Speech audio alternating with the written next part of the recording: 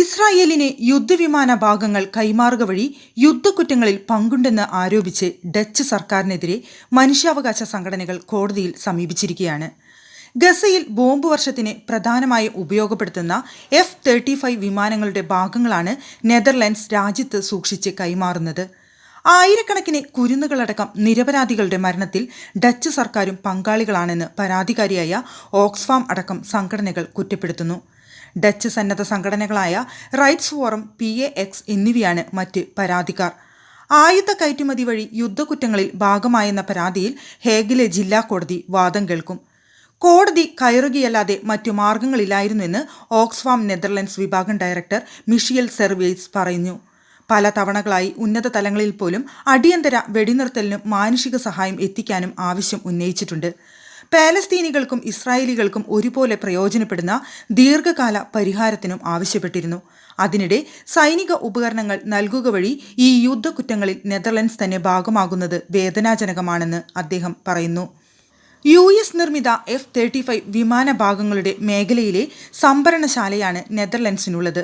October 7 ശേഷവും ഇസ്രായേലിലേക്ക് ഇവ കയറ്റി അയച്ചതായി സർക്കാർ രേഖകൾ പറയുന്നു.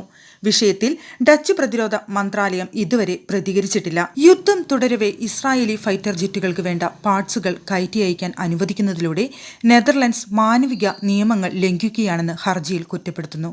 അതിനാൽ പാർട്സുകൾ കയറ്റുമതി ചെയ്യുന്നത് തടയണമെന്ന് ആവശ്യപ്പെടുകയും ചെയ്യുന്നു. US ഉടമസ്ഥതയിലുള്ള F-35 പാർട്സിന്റെ നിരവധി പ്രാദേശിക വെയർഹൌസുകളിലൊന്ന് നെതർലൻഡ്സിലാണ്. ഇസ്രായേൽ അടക്കമുള്ള ഇടങ്ങളിലേക്ക് ഇവിടെ നിന്ന് അവ കൊണ്ടുപോകുന്നുണ്ട്. ഇസ്രായേൽ യുദ്ധവിമാനങ്ങൾ ഉപയോഗിച്ച് ഗസയിലെ സാധാരണക്കാരെ കൊന്നൊടുക്കുകയാണെന്ന് ഓക്സ്ഫാം, നവീബ് അടക്കമുള്ളവർ ഹർജിയിൽ കുറ്റപ്പെടുത്തുന്നു.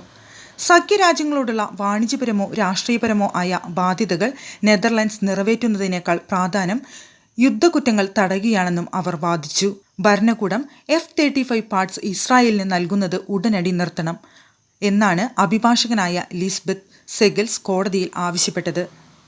ജനീവ കൺവെൻഷന്റെ ആർട്ടിക്കിൾ 1 പ്രകാരവും വംശഹത്യ തടയാനുള്ള വംശഹത്യ ഉടമ്പടി പ്രകാരവും അത് ബാധ്യതയാണെന്ന് ചൂണ്ടിക്കാട്ടി. കയറ്റുമതി നിയമപ്രകാരമുള്ള ബാധ്യതയാണെന്നും പറഞ്ഞു. എന്നാൽ കയറ്റുമതിയുടെ കാര്യങ്ങളും ഇസ്രായേലിന്റെ സ്വയം പ്രതിരോധത്തിന്റെ കാര്യങ്ങളും തങ്ങൾ പരിശോധിച്ചതായി ഡച്ച് ഭരണകൂടത്തിന്റെ അഭിഭാഷകൻ റീമർ പറഞ്ഞു.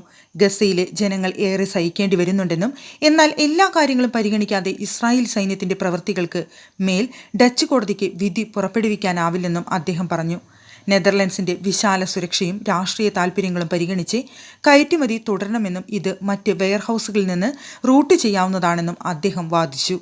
കേസിൽ 2 ആഴ്ചയ്ക്കുള്ളിൽ വിധിയുണ്ടാകുമെന്നാണ് റിപ്പോർട്ട്.